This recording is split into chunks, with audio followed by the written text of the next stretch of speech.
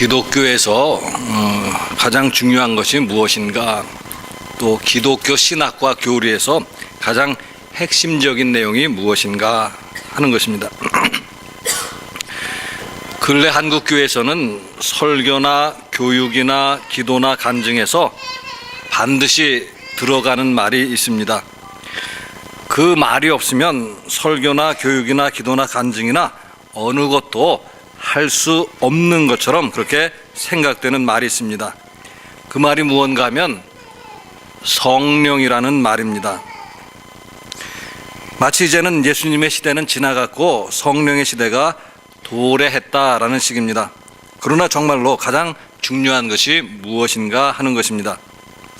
오늘 고린도전서 15장 3절 보시면은요, 내가 받은 것을 먼저 너희에게 전하였노니, 오늘 개역개정에는요 단순하게 내가 받은 것을 먼저 너희에게 전하였느니 이렇게 되어 있지만은요, 새번역이나 공동번역이나 영어 성경 여러 번역본에 보면은요, 나도 전해받은 중요한 것을 여러분에게 전해드렸습니다, 이렇게 번역이 되었습니다.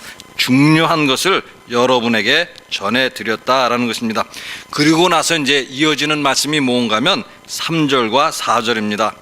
이는 성경대로 그리스도께서 우리 죄를 위하여 죽으시고 장사 지낸 바 되셨다가 성경대로 사흘 만에 다시 살아나서, 무엇이 중요한가 하면 예수님께서 우리의 죄를 위해서 죽으셨다는 사실이 중요한 것입니다. 그런데 5절 이하에서 계속되어지는 말씀이 무엇인가 하면 바로 예수님이 다시 살아나셨다라는 말씀입니다. 따라서 가장 중요한 것이 무엇인가 라고 질문하고 그 대답을 한다고 한다면 결국 예수 그리스도가 다시 살아나신 것, 즉 부활하신 것이 가장 중요하다라는 것입니다. 죄송합니다.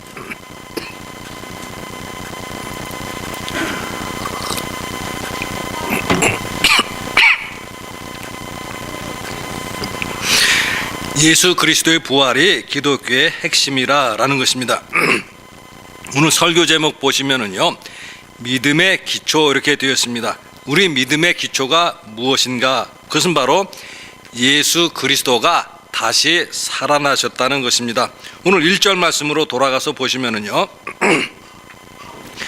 형제들아, 내가 너희에게 전한 복음을 너희에게 알게 하노니 이는 너희가 받은 것이요 그 가운데 선 것이라. 그 가운데 선 것이라. 우리가 어디에 서 있는가?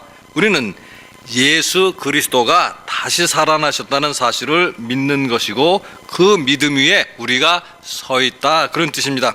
흔히 기독교를 가리켜서 부활의 종교라 그렇게 부르고 있습니다. 그 이유가 무엇인가 하는 것입니다. 부활이야말로 기독교에서 가장 중요한 것이고 기독교의 핵심이기 때문입니다. 저는 타종교와 비교하면서 설교하는 거 별로 좋아하지 않습니다. 그 이유는 뭔가 하면 제가 타종교에 대해서 말할 만큼 그 분야의 전문가가 아니기 때문입니다. 그런데 기독교를 부활의 종교라 부르는 것은 다른 종교에서는 부활을 말하지 않는다라는 사실입니다. 진실로 부활이야말로 기독교의 핵심이고 우리 믿음의 기초인 것입니다. 그래서 로마서 8장 11절에도 보시면은요, 로마서 8장 11절입니다. 그러고 보니까 제가 또 이것도 깜빡 잊어버리고 이것도 방송반에 안 줬네. 로마서 8장 11절입니다. 예수를 죽은 자 가운데서 살리신 이의 영이 너희 안에 거하시면 그리스도 예수를 죽은 자 가운데서 살리신 이가 너희 안에 거하시는 그의 영으로 말미암아 너희 죽을 몸도 살리시리라. 또 에베소서 1장 20절에 보시면은요, 그의 능력이 그리스도 안에서 역사하사 죽은 자들 가운데서 다시 살리시고 하늘에서 자기의 오른편에 앉히사. 예수님께서 다시 죽은 자 가운데서 살아나셨다. 이것이 고린도 전서뿐만 아니라 로마서, 에베소 다른 성경에서 핵심적인 내용으로 말씀되고 있다, 그런 이야기입니다. 마가복음서 1장 15절에 보시면은요, 이르시되 때가 찼고 하나님의 나라가 가까이 왔으니 회개하고 복음을 믿어라 하시더라. 이것은 예수님이 공생애를 시작하면서 전한 메시지인데요. 무엇을 믿으라고 하는가 하면 복음을 믿으라, 그렇게 말씀을 하고 있습니다. 복음이라는 것이 믿음의 내용이고 복음이 믿음의 기초인 것입니다. 그런데 그 복음의 핵심 가운데 핵심이 뭔가 하면 예수 그리스도의 부활이라, 그런 말씀입니다. 때로는 신앙생활에서 넘어지는 사람들이 있습니다. 예수님에게 등을 돌리고 교회를 떠나는 사람들이 있습니다. 그 이유가 무엇인가 하는 것입니다. 물론 여러 가지 이유가 있겠지만 중요한 것은 믿음이 약하기 때문인 것입니다. 그런데 신학 공부 시간에 말씀드린 것과 같이 오늘 우리가 생각해 볼 것은 무언가 하면은요, 그 믿음이 무엇이고 무엇 때문에 믿음이 약해지는가 하는 것입니다. 사람들은 역사적 예수에 관심을 가지고 역사적 예수가 누구인가를 연구를 했습니다. 그러면 역사적 예수에 대한 지식이 우리의 믿음을 결정짓는가 하는 것입니다. 즉 역사적 예수에 대한 지식이 부족해서 결과적으로 우리의 믿음도 약해지는가 하는 것입니다. 우리 믿음이 약하고 믿음이 흔들린다는 것은 무엇인가 하면은요, 결국은 예수 그리스도의 부활에 대한 믿음이 흔들리고 약해진다, 그런 이야기입니다. 예수 그리스도의 믿음, 그 부활에 대한 것을 믿지 못하기 때문에 결국 믿음도 약해지는 것이고 믿음도 흔들리는 것이고 경우에 따라서는 결국 예수님에게 등을 돌리는 것이다, 그런 이야기입니다. 그래서 다시 한번 이제 질문 드리는 것은요, 먹고 마시자라는 식으로 사는 사람들이 믿음의 생활을 제대로 할 수 있을까? 인생을 즐기자는 식으로 사는 사람들이 예수님을 제대로 믿을 수 있을까 하는 것입니다. 왜 그러면 그런 사람들이 제대로 신앙생활을 하지 못하는가 하는 것인데요, 고린도전서 15장 32절에 보시면은요, 내가 사람의 방법으로 에베소에서 맹수와 더불어 싸웠다면 내게 무슨 유익이 있으리요? 죽은 자가 다시 살아나지 못한다면 내일 죽을 터이니 먹고 마시자 하리라. 왜 사람들이 먹고 마시자는 식으로 살아갈까? 만일 죽은 사람이 다시 살아나는 일이 없다라고 한다면, 즉 부활이 없다라고 한다면 사람들이 어떻게 살아가겠는가 하는 것입니다. 내일이면 죽을 것이고 어차피 죽으면 인생 아무것도 아니다, 이런 생각을 하면서 살아가는 사람들이 어떻게 살겠는가 하는 이야기입니다. 틀림없이 먹고 마시자는 식으로 살아갈 것이다, 그런 이야기입니다. 즉 부활의 신앙이 우리에게 없다라고 한다면 우리는 믿음의 그 생활 자체가 불가능하다, 그런 이야기입니다. 따라서 믿음의 생활을 우리가 제대로 하기를 원한다고 한다면 무엇보다도 예수님 다시 살아나셨다는 사실을 우리가 믿어야 한다, 그런 이야기입니다. 물론 지금이나 옛날이나 예수님의 부활을 믿지 못하는 사람들이 있습니다. 그래서 오늘 고린도전서 15장 12절 보시면은요, 그리스도께서 죽은 자 가운데서 다시 살아나셨다 전파되었거늘 너희 중에서 어떤 사람들은 어찌하여 죽은 자 가운데서 부활이 없다 하느냐. 우리 그리스도인들은 무엇보다도 예수님의 부활을 믿어야 합니다. 장차 우리들의 부활도 믿어야 합니다. 오늘 우리가 사도신조를 통해서 고백한 내용 가운데 하나가 몸이 다시 사는 것을 믿는다고 고백을 했습니다. 옛날에 그리스 사람들은 영혼 불멸을 믿었습니다. 그들은 몸의 부활을 믿지 않은 것입니다. 현대 합리주의자들도 영혼 불멸까지는 받아들입니다. 그러나 그들은 몸의 부활을 믿지는 않습니다. 이성적으로 몸의 부활을 받아들이기는 어렵다, 그런 뜻입니다. 그럼에도 불구하고 기독교는 몸의 부활을 말씀하는 것이고 오늘 우리 그리스도인들은 몸의 부활을 받아들이는 것이다, 그런 이야기입니다.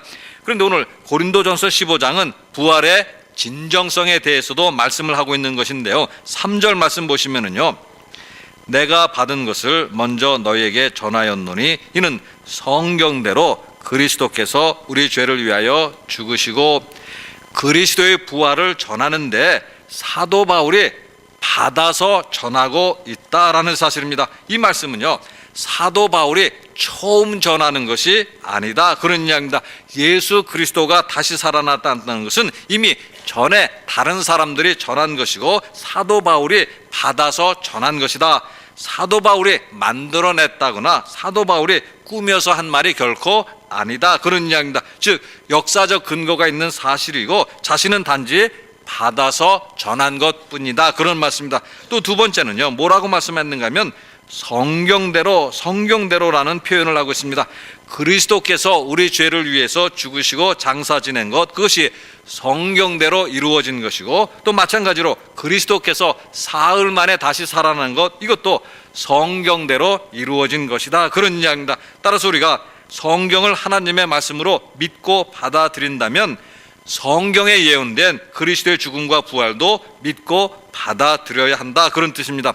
또 오늘 고린도전서 15장에서 사도 바울이 하시는 말씀은 그리스도의 부활을 목격한 사람들이 있다. 베드로가 그랬고 12제자가 그랬고 500명이 넘는 형제들이 있다. 그리고 그 중에는 대다수가 지금도 살아있다라는 것입니다. 그리고 야고보와 모든 사도들, 그리고 마지막에 사도 부활에게도 부활하신 그리스도께서 나타나셨다.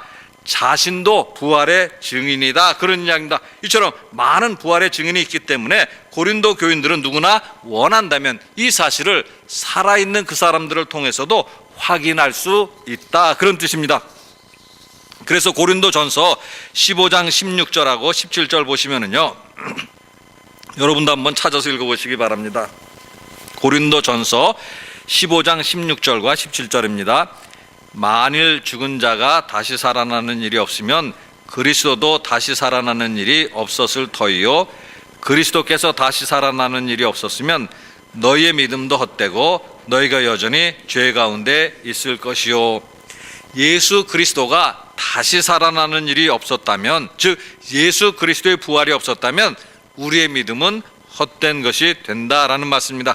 예수 그리스도의 부활이 없다면 우리가 주일을 지킬 이유도 없는 것이고 우리가 주일에 예배를 드릴 이유도 없는 것입니다. 날씨가 좋아졌으니까 이제 산이나 들로 나가서 먹고 마시고 즐기는 것이 더 낫지 않겠는가 하는 것입니다. 그러나 우리는 어둠 가운데 살지 아니하고 빛 가운데 살아가려고 합니다. 우리는 거짓 가운데 살지 아니하고 진실 가운데 살아가려고 합니다. 우리는 소망 없이 살지 아니하고 소망 가운데 살아가려고 합니다. 그 모든 이유가 무엇인가 하는 것입니다. 예수 그리스도가 다시 살아나셨기 때문입니다. 예수 그리스도는 죽음을 이기시고 다시 살아나셨습니다. 예수님 부활하셨습니다. 같이 기도하시겠습니다. 사랑의 하나님, 하나님 은혜를 감사를 드립니다. 하나님께서 저희들을 사랑하셔서 독생자 예수 그리스도를 보내주시고 저희의 죄를 위하여 대신 죽게 하시고 이제 죽은 자 가운데 사흘 만에 다시 살아나게 하셨습니다. 예수님 살아나심으로 모든 거짓된 세계를 이기시고 또 죽음의 세계를 이기시고 저희들에게 진실과 또 생명을 주신 것 감사를 드립니다. 하나님 아버지, 그 부활의 신앙을 늘 받아들이고 믿을 수 있는 믿음을 더하여 주시고 날마다 그래서 부활의 신앙을 가지고 세상에 나가서 살아가게 하여 주시고 또 우리에게 주어진 그런 부활의 사명, 또 증거하는 증인의 사명도 감당하는 저희가 다 될 수 있도록 도와주시옵소서. 감사드리며 우리 주 예수 그리스도 이름으로 기도드리옵나이다. 아멘.